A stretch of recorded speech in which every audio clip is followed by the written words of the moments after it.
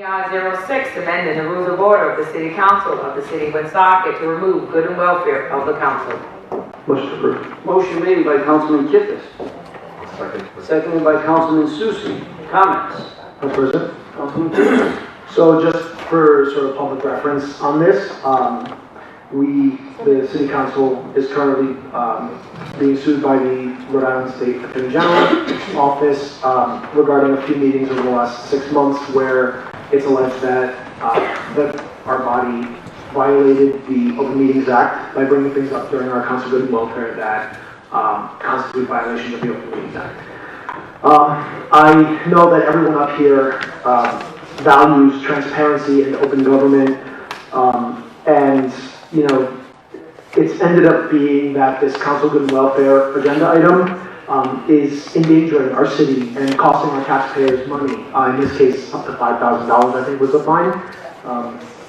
So I don't really see any good reason for us to continue having this agenda item on our agenda, because by the very nature of the OMA, we can't really be discussing anything during our good and welfare that is of vital city business.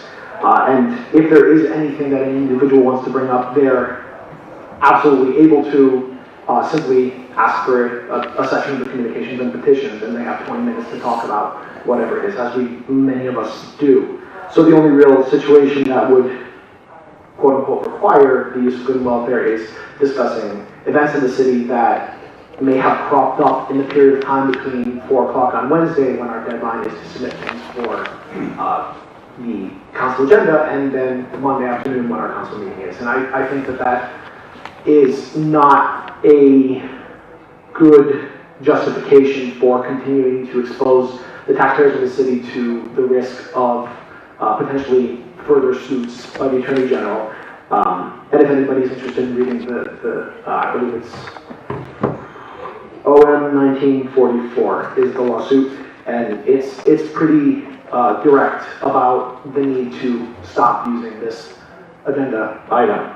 So I think that because we all value transparency, and because, you know, we all don't want to frivolously spend taxpayer money, especially on something like being sued, I think that it's time for us to revoke this. Thank you, Council President. Thank you. Any other comments? Council President. Councilman Green. Thank you. Councilman Kiffis, I appreciate your resolve and your desire to put this in. However, I won't be supporting it this evening for the reason that you just suggested wouldn't be a good reason to keep it. That's one, and I'll get into that in a minute. But the other reason is I am not inclined, because I've spoken with the solicitor about this issue. I've said it publicly recently in a newspaper article when asked about it, and I would say it to anyone, anywhere. I am not going to agree to remove a section of the rules of order that, as it exists with the agenda from this City Council, because we've been accused of something. We've been accused of violating the OMA, and therefore, because we've been accused, we should therefore give up our rights. If I'm accused of murder, I'm not going to plead guilty just because I've been accused. I'm going to, if I haven't done it, I'm going to fight it. And I believe that that is warranted in this regard. I think this is overreach by the Attorney General's office. And I'll give you an example from what you just said. I volunteer every year at the Lebanon music series. There is agenda due Wednesday at close of business. I go to a concert on a Friday afternoon and I see a statue with... Councilman Green. Yeah. I'm just going to caution you. I know you're wrapping this up in the cloak of introducing a whole... I don't believe I am. I'm okay. basically arguing against the very example that the councilman gave when discussing That's fine. his resolution. If there's something that I noticed at River Island Park on a Friday afternoon, and that is mill workers with graffiti on them, and I have a meeting on Monday night and I want to speak to the director about it at a meeting, I don't want to wait 2 weeks to get on the agenda to talk about graffiti at the park that the public has to be subject to for the next 2 weeks. I want to do my job as a Woonsocket City Councilman and be able to bring forward an issue that's not an actionable issue by this body. That's not something that someone is going to be notified about. You can't notify a stone statue that we're going to talk about it at the meeting, right? There's no violation there whatsoever. It is not willful. It is not intentional. It's not even an unknowing violation because it's simply not a violation. It's a city councilman wanting to communicate with an administration and simply do their job. So I don't agree that at this point we should remove that, because I'm not one that is ready to just lay down because the Attorney General's office, and I have great respect for Peter Nerone, but it's clear that in his administration that there's an attitude of there's a new sheriff in town and we're going to make sure that you know that. Some accuse the previous Attorney General's office of maybe being a little too lax. I think this Attorney General's office is starting to push the needle a little too far.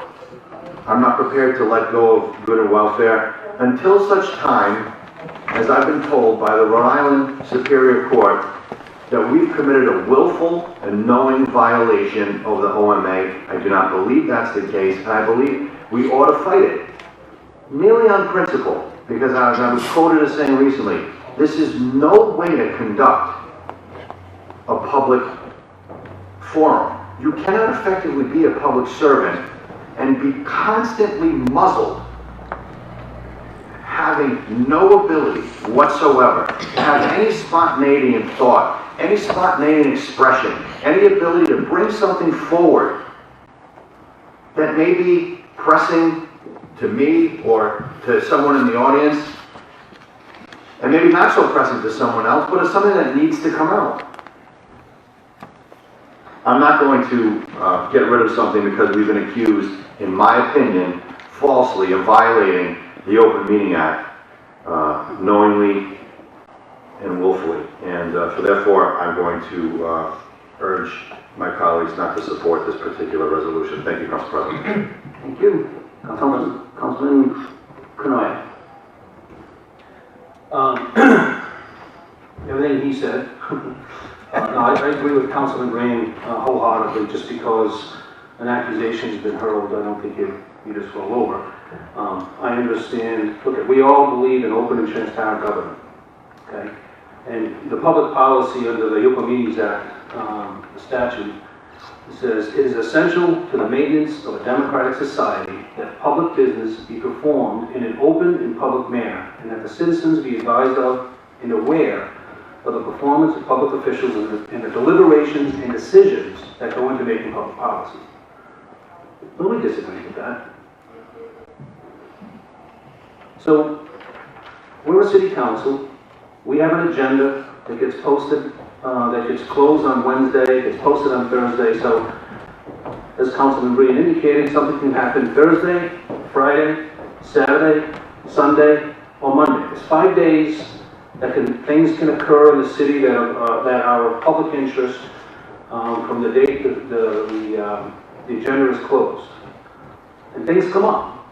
For example, the agenda closed, and then there was an article over the weekend or something about the Woonsocket Housing Authority matter. And during good welfare, you asked the administration, can we get a copy of the HUD report, or whatever the case may be. It's informational. Nothing more than informational stuff that's been discussed here.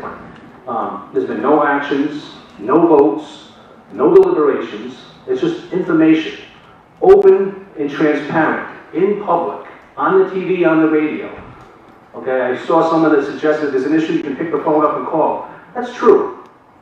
You can pick the phone up and call, but these are some of the same people that will be complaining that you're conducting business, outside of the public purview. It's public business.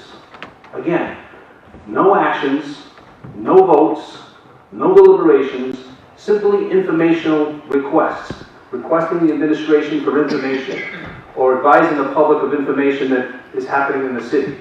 I look at this, July 1st, Councilman Ward passed, Councilman Canoia passed, Councilwoman Sierra passed, Councilman Susi passed. Councilman Breen, here's the crime, okay? Councilman Breen spoke about Autumn Fest fundraiser breakfast to be held at Club Par X. He spoke about graffiti on statue at River Island Park. He spoke about Lebanon concert series, destruction of lighting. He spoke about missing tree mining at the River Council Island. President, point of order. Councilman Kippis? I believe it may be possible that by discussing the same things that were discussed in the accused instance of us violating. It's referenced, this is referenced in the resolution, please. It's not referenced explicitly. Well, the lawsuit I is care about referenced. that very much. The lawsuit in the open meetings. Solicitor? I think the discussion is fine. Yeah, this nonsense of every time we have a meeting, jumping up and down about open meeting acts coming, so you try to cite the discussion, debate from some of the same people that said they were going to discuss things at council meetings. So the next one is August 5th. Councilman Breen spoke about clarifying topics regarding Open Meetings Act and also addressed the audit report. To address the audit report, guess what? The audit report was on the council docket. He discussed it in a different section, but it was on the docket. Councilman Canoia spoke to the mayor about trees planted throughout the city, spoke about the HUD report, the Housing Authority, and he requested a work session, okay? So I highlighted we're planting trees because people were suggesting we ought to plant trees. I want people to know that in fact the city is spending money and time planting trees. I asked about the HUD report to get a copy of it to the council and requested a work session. That's a violation, I guess. Councilwoman Sierra passed. October 7th, the third one, Councilman Kiddis passed. Councilwoman Sierra passed. Now here's a really bad one. Councilman Susi spoke about Athena's Guinness Book of Records and solicited more help. Councilman Ward congratulated Councilman Susi on his participation with Athena's. He spoke about Autumn Fest. Councilman Gendron passed. Councilman Canoia passed. Councilman Breen spoke about New Beginnings Karaoke Night fundraiser. He spoke about Odor report. He spoke about the Autumn Fest, including Right Night, the beer and tent advance.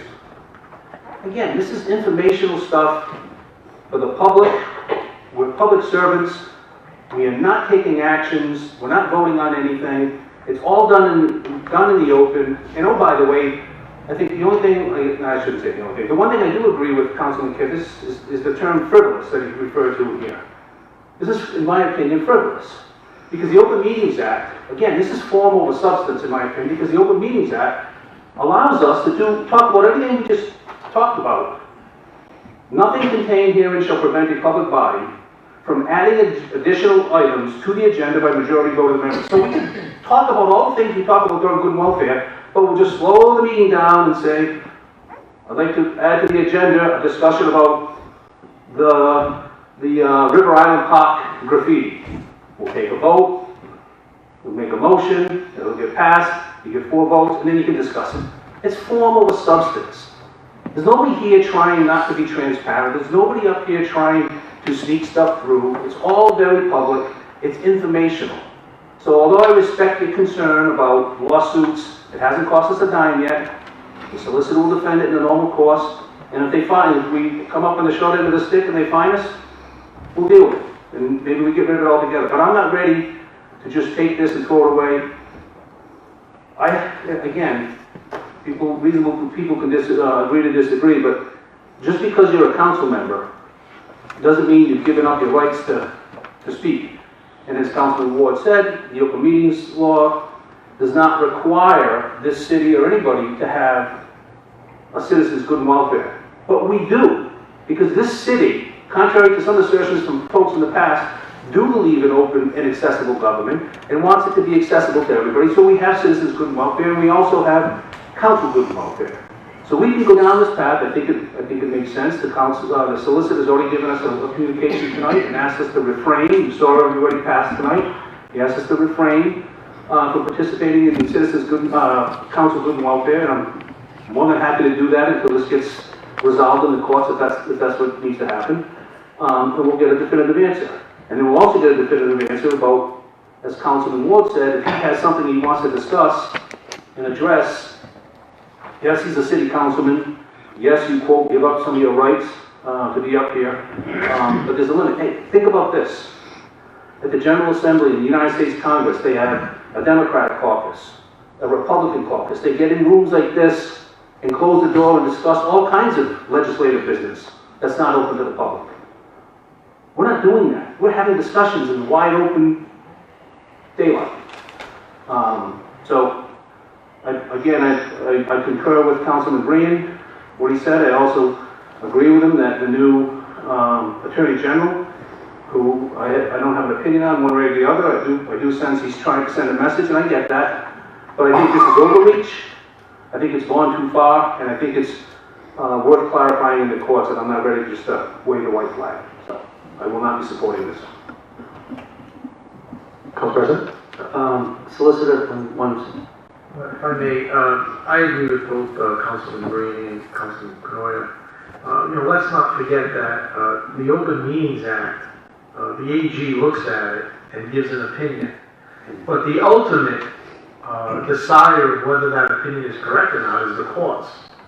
So that particular AG may have come up with an opinion that is contrary to what we did, but that doesn't necessarily make that opinion right either. So I think, by us being cautious and not commenting on good and welfare until we have a final resolution is sufficient.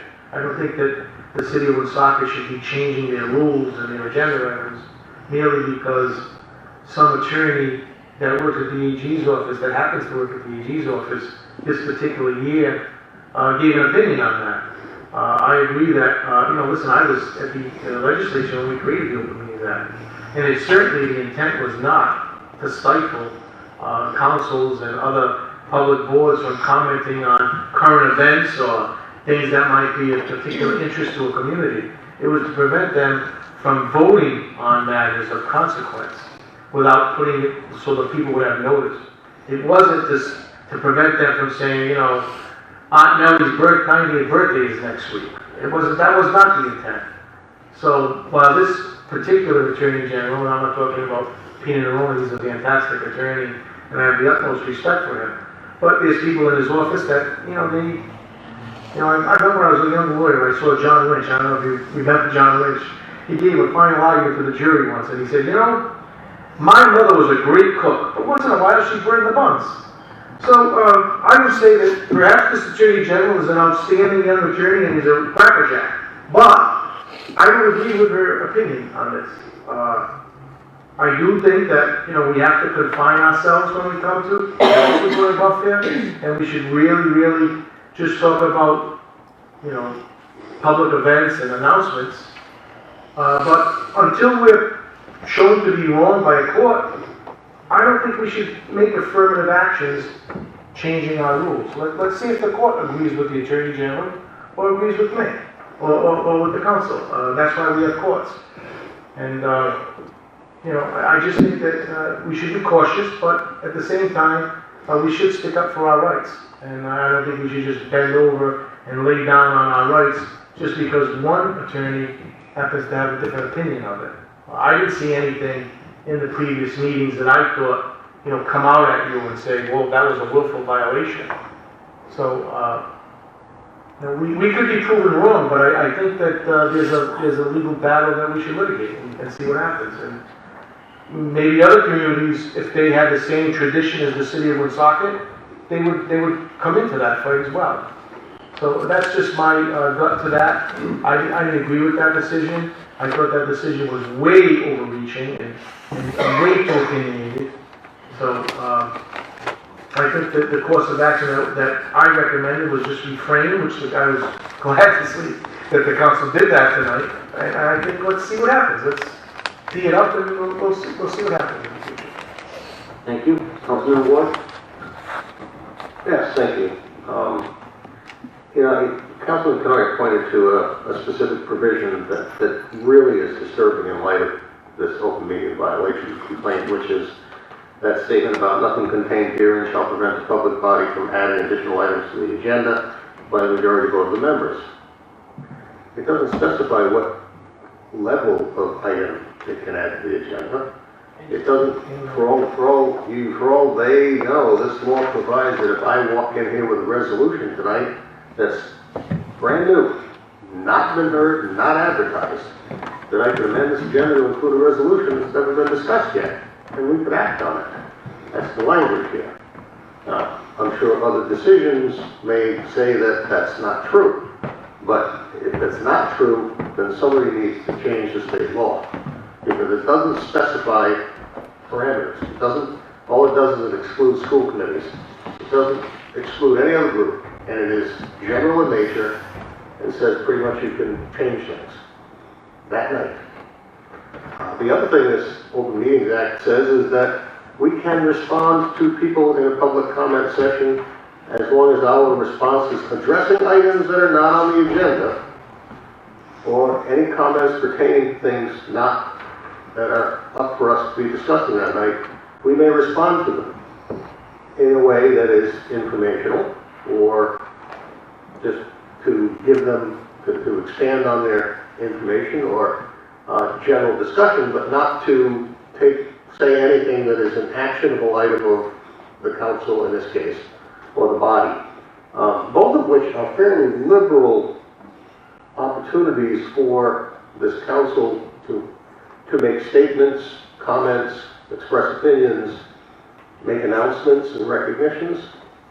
So I think if the courts were to want to find us in violation, then they, or the Assembly, has a responsibility to clarify these definitions.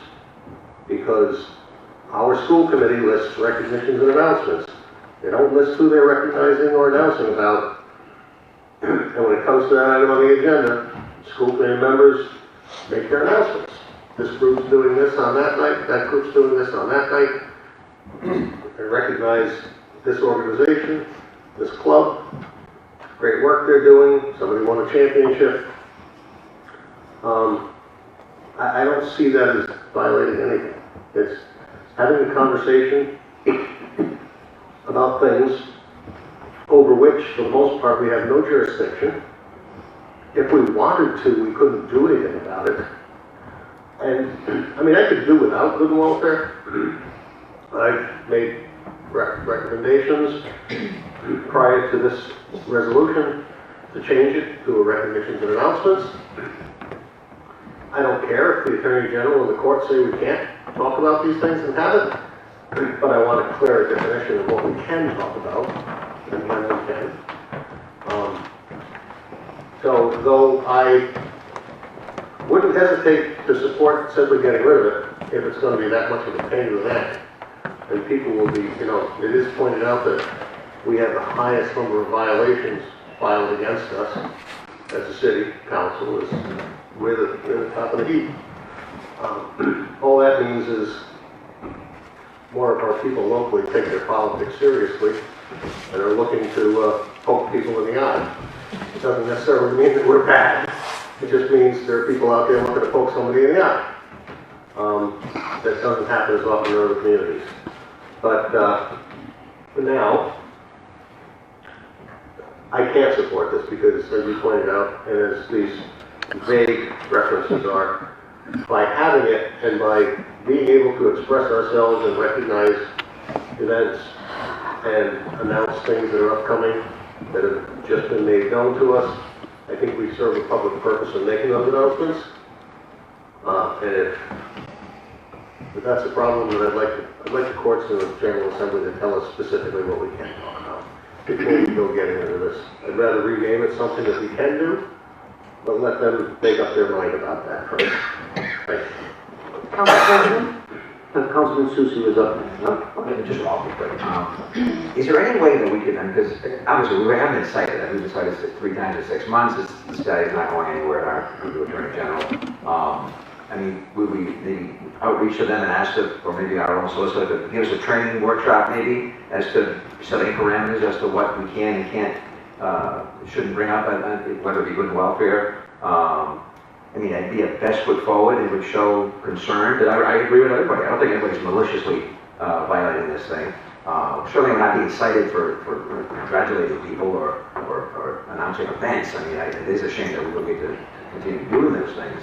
But maybe we all need a little, just a shake as to what we should and shouldn't be bringing up to get us in these positions, because, you know, I know it's not, we haven't been, we've been found guilty, I would say, but we have not in a court of law yet, but we don't need to spend money on this stuff. We have not been found. No, we haven't been found guilty. No, We have to defend it now.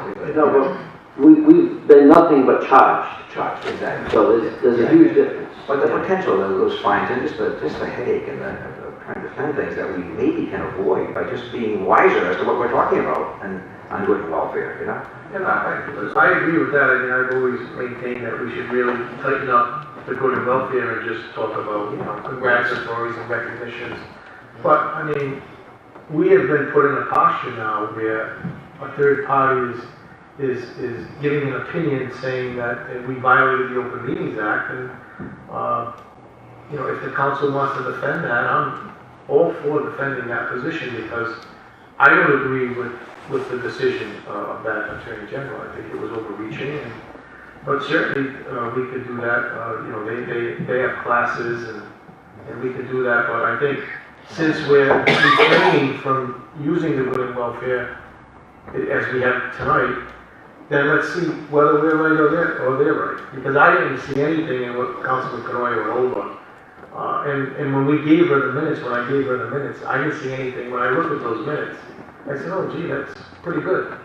I didn't think there was anything, in those minutes that came out at anyone. And, if the Attorney General, and you say the Attorney General, there's hundreds of attorneys that work. This particular Attorney General, who I don't know, but this particular Attorney General, she found that it was a willful violation because of previous decisions, and I don't think that she should have made that step. If she would have just found that we violated it and it wasn't willful, which is what they do 99% of the time, I don't think that anyone would have that big of an issue with it. But for her to make that stretch that it was willful, when there was no votes taken, it wasn't substantial, it wasn't significant, it was merely current events or notifying the public, to me that crosses the line. So I would be very, very surprised to see a Superior Court judge, especially a Superior Court judge who may have had some legislative or political experience, to make that stretch, frankly. But as I said, I could be wrong and they could be right, and we could be wrong and they could be right. But I think sometimes we don't get good law unless we challenge things. A lot of times they never get challenged because it's a not willful violation, and the solicitors say, leave it alone. And I've said that myself, and sometimes councilors here say, oh, it's not willful, but still we violated it. But in this case, if they want to file suit and they want to, take us to court, we're prepared to defend that action. But I will look into whether they have those classes, and I will call them. I would suggest, though, before we get into having a class, we should see what the courts determine to be the parameters. It's possible that the courts say that any discussion is a violation. That would be a different meeting than if the courts say you can go 90% of the way. So I think we should hold off on having a work session to discuss what we don't understand. Mr. President, point of information for the group, by that. Yes? The Attorney General's website has an open government section. In July of 2019 held an Open Government Summit at Roger Williams University. They have videos of the sessions. It was done on Friday morning, and they do it every year. But you can go watch the videos on their website, and you can watch the comments. There's a section on access to public records, and then a section that ran from 10:45 to 12 on Open Meetings Act. So if you go to the Attorney General's website on Open Government, you can find those videos there and review it if you choose. Councilman Johnson? Yes, that was it. No. And Councilman Susi, you're all set? Oh, I'm good. Thank you. Councilwoman Sierra? Yeah, I just have a couple quick comments. Councilman Kippis, I certainly appreciate your efforts. I kind of have to expound a little bit on what Solicitor B. Simone said. He is absolutely correct. And 4 out of 5 days a week, I'm in a room full of attorneys, and I guarantee you, they all have different opinions of the very same thing, and they will defend it vociferously. They all think they're right. So ultimately, they are not the deciding factor. The court of law is the deciding factor. So for me, in this country, it's still innocent till proven guilty, as far as I know. So I can't support your legislation because I will never give that up. So therefore, I can't support that this evening. I think I would like to take it up maybe again after the decision comes in from the court. Thank you. Thank you. President Githis? So just to sort of generally address a couple of things that were said.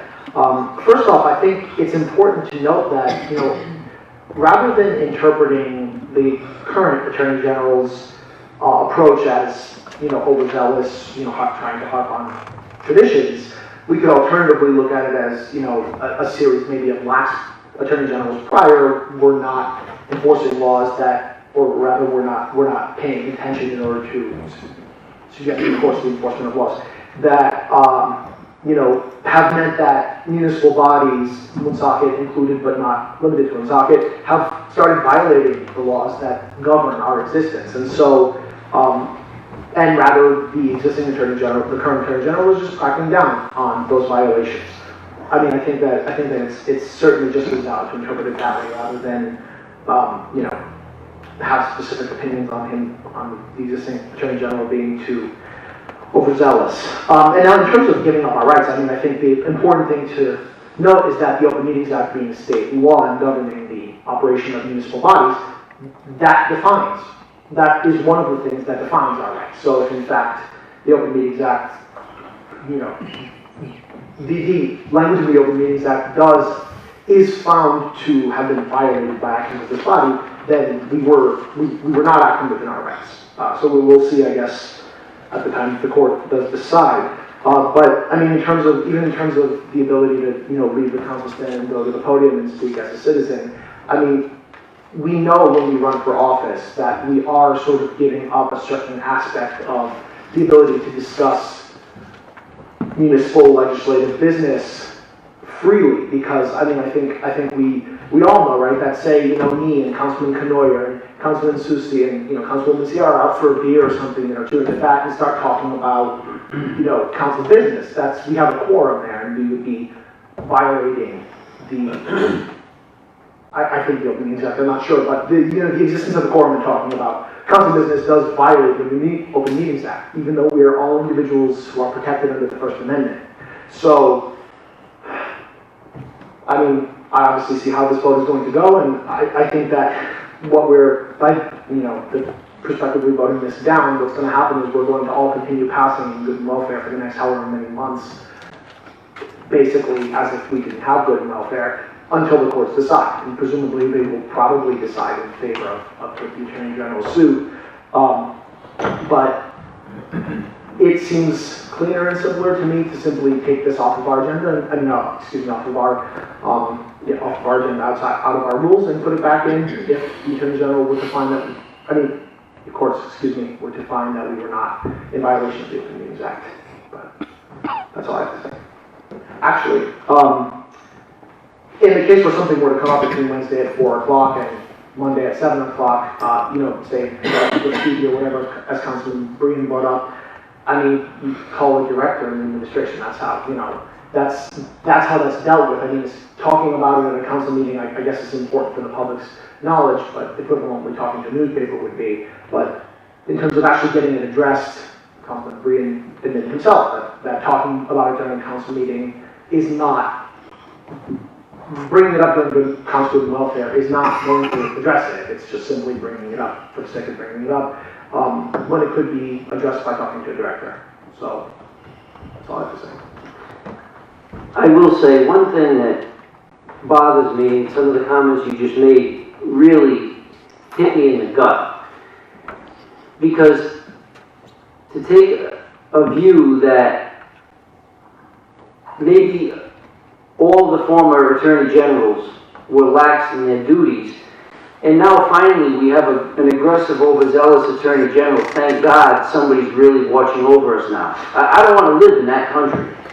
I don't want to live where when our hands are so tied and our mouths are so gagged that that's a good country to live in. That is not the United States that I want to live in. And it sickens me that anyone would think that that's a good thing.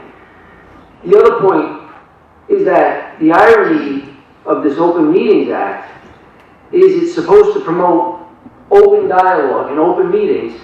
And the answer that we get is that if something comes up between Wednesday at 4 o'clock and Monday at 7 o'clock, instead of doing it publicly and open, we hide in the shadows and we call people and we do things on the phone where people can't see or hear it.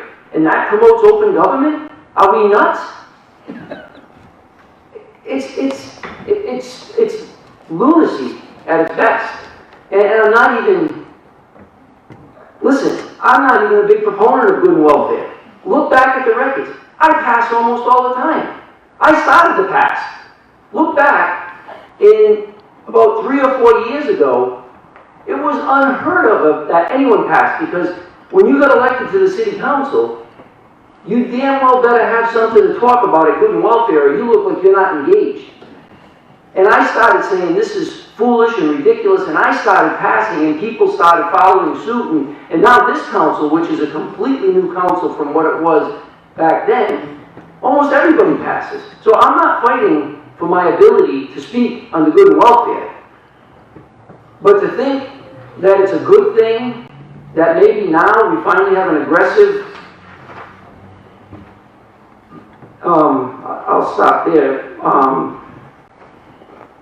With that said, on resolution 20, Just to beat a dead horse real quick, I'm the person. Councilman Canoia. Look, Councilman Kittis, I understand what you're doing. You're entitled to your opinion. You may very well be right. At the end of the day, you never know. It's a coin toss when you go into a court, and you could make a good argument that based on the language of the law that we violated something, and that's fine. But I still think it's worth having this discussion in court and getting this clarified, because I do think it stifles open, transparent discussion and debate. I shouldn't even say debate, because there's never any debate, because we don't deliberate things, we don't vote on things. However, the one comment I did want to make in terms of, the example, just call a director, not understanding what this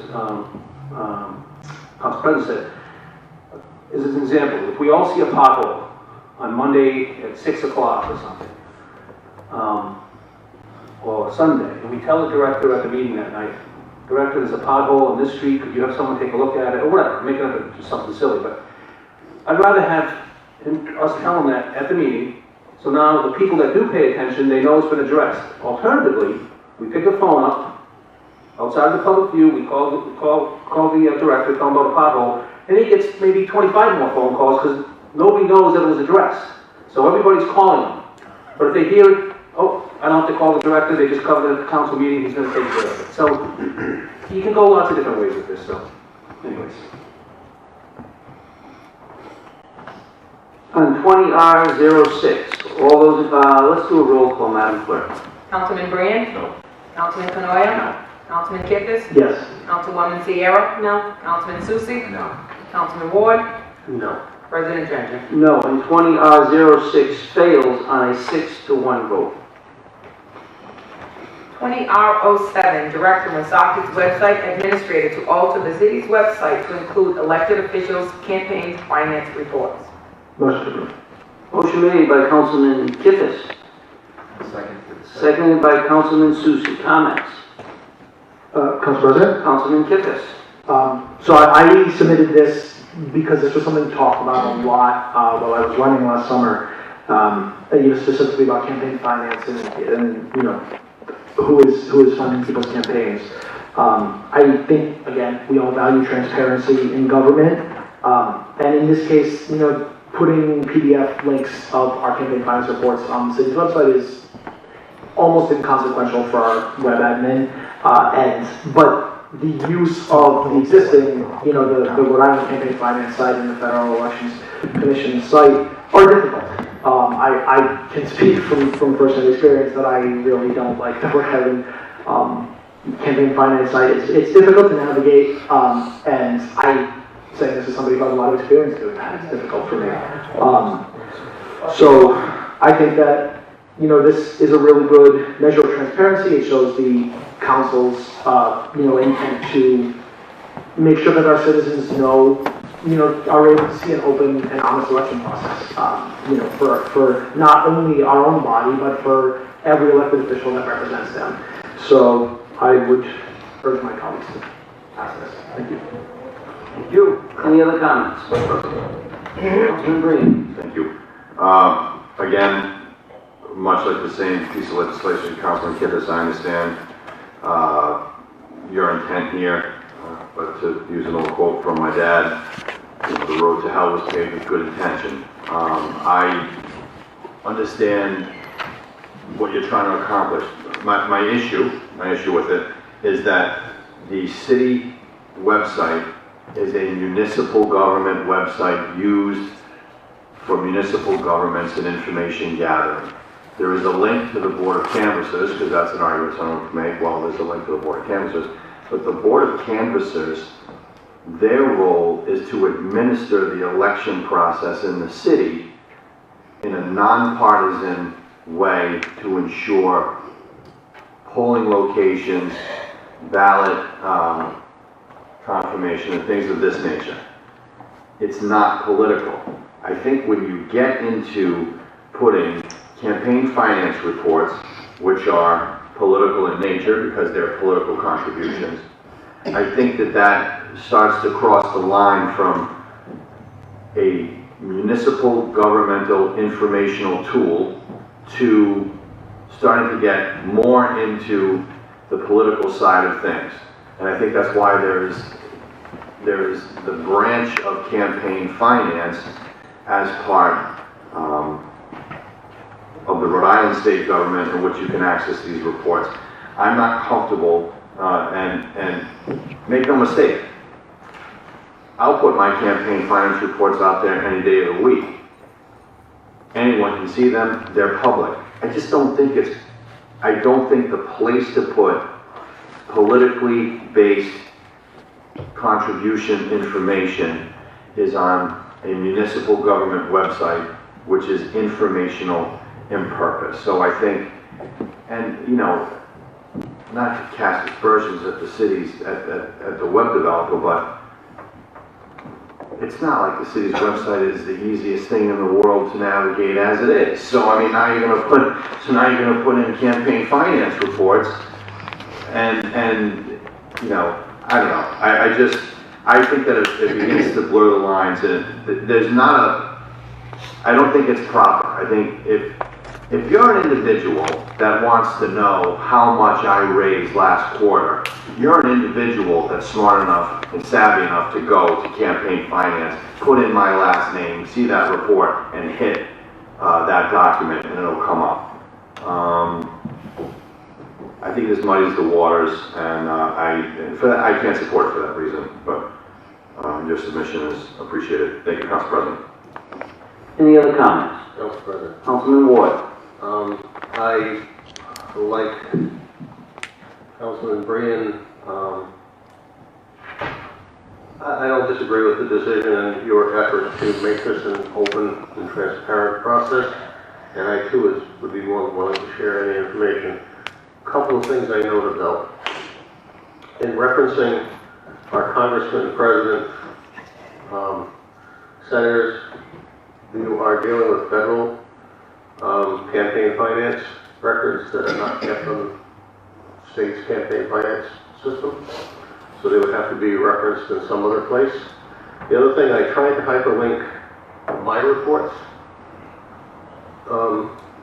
before I came to the meeting tonight, and invariably it pops me back to simply the general search page for filing, for reporting, and it doesn't carry it specific to an individual's name because they all have I guess the search component of it is embedded in the page, so you don't see the actual address for any individual PDF. So you would download the PDF? You would have to download a PDF for each periodic report if they're required for that particular person. If the person doesn't maintain an ongoing campaign account, they may not even have a report to file, even though they're serving in office. Because you're not required to if you just run into the election and you discontinue the campaign and you're serving in office, you don't have to have a financial report if you don't have any money. So the best you could get to would be this reporting page, where you could then take a search, or somebody would have to download your filings and then actually place them on the city's website. That then people would have to go look for it through some other search criteria. the intention of this, and it could easily be clarified in language, is that the web administrator, our city's web administrator would download the PDFs and link them directly on our site, not link to the Rhode Island Campaign Finance site. We don't actually have one web administrator. Each department manages their own, so we have to then, We're going to say, basically, everybody's trained on adding information to their own pages, so this would be a page that would have to be assigned to someone who would then have to, once it's established and created by the web administrator, would then require somebody to maintain and update as part of their job. Yeah. How many open positions do we have? A lot. All set, Council? Oh, I'm all set. Okay. Any other comments? Council President, Councilman Canoia? for those reasons, some of it already discussed. This is duplication of effort. We already have, people can go out and look at campaign finance reports, go onto the web, just like you go on the web to go to City Council, they can go to Rhode Island General, to the Secretary of State and get this stuff. And you just highlighting, this is just more work, more activity. Someone has to manage this, go out, download, create PDFs, keep it updated, the whole 9 yards. It's not something I can support. I would support it if there was no other way to get that information, but it is very transparent. Any other comments? Council President, Councilman Kippis? I just want to point out that in terms of the comment about duplication of effort, there's plenty of information on our city's website that's available on third-party sites or on the Secretary of State's site. I mean, information about our elected officials exists also on the Secretary of State's website. A calendar of meeting dates, some of them exist on the Secretary of State's website. Information about the stadium theater, about the schools, about the churches, about the Museum of Working Culture, all exists on external sites around the city. So I wouldn't necessarily say that's a good argument. I think a good argument is that, especially during the campaign cycle, and you haven't been through a traditional campaign cycle, when you have to file 7 days before, 28 days before, 7 days after, 10 days, to even think that when you have 14 candidates for council, 3 candidates for mayor, school committee members, that somebody's going to be able to collect, compile, PDF, and it's just not going to happen. And so I won't be supporting it. I don't know if there's any other good discussion about it, but go ahead, Councilman Ward. Council President, I would simply say that in recognizing all of the different items that Councilman Kippis just mentioned, and every one of those items that he mentioned in terms of Secretary of State, in terms of Stadium Theater, and things of other organizations, are nothing more than a simple hyperlink to those websites where you then have to undertake your own review and or search. And as I said, put in a hyperlink onto the Board of Elections Campaign Finance section, where it would take you to the search page. I think would be a perfectly equitable thing to ask for and would be accommodated by the Board of Canvass's office, could be put on as one of their links, and people could find their way to the Board of Elections Campaign Finance search page and undertake any search they choose to. Thank you. Any other comments? Council President. Councilman Kippis? Just first to quickly comment, the election this summer actually did require 28 days before, 7 days before, 7 days after, etc. But I was referring to having multiple candidates. To expect somebody to collect all of that data in City Hall. The resolution doesn't require a candidate. It's sitting elected officials. It's the campaign finance reports of sitting elected officials. Oh, okay. All right. So I'd like to make a motion to strike the entire text of section 1 and 2 and replace it with Section 1, the Woonsocket City Council directs Apex Technology Group and any and all other groups responsible for administration of the website of the City of Woonsocket, https://www.woonsocketri.org/ to alter the website as follows: bullet point 1, a link to the Rhode Island Campaign Finance website and a link to the Federal Elections Campaign Finance website are to be included on a new page of the Woonsocket City's website. Motion made by Councilman Kippis to amend 20R007. Second by Councilman Susi. On the amendment, do we have any comments?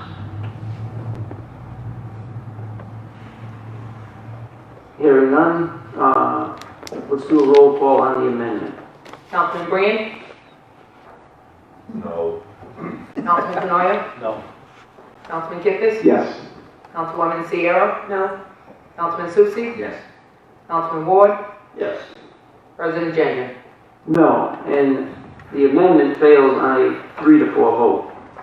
On the main motion, as presented, 20R07, do we have any other comments? Hearing none, let's do a roll call, Madam Clerk. Councilman Brand? No. Councilman Canoia? No. Councilman Kipnis? Yes. Councilwoman Sierra? No. Councilman Susie? No. Councilman Ward? No. President Jenkins? No, and 20R07 is defeated 6-1. Mr. Council President, Councilman Ward. there being no further matters to be discussed by this council, I move to adjourn. Motion made by Councilman Ward, seconded by Councilman Kipnis. We adjourn this meeting at 8:50. All those in favor? Aye. Opposed? The ayes have it. We are adjourned at 8:50.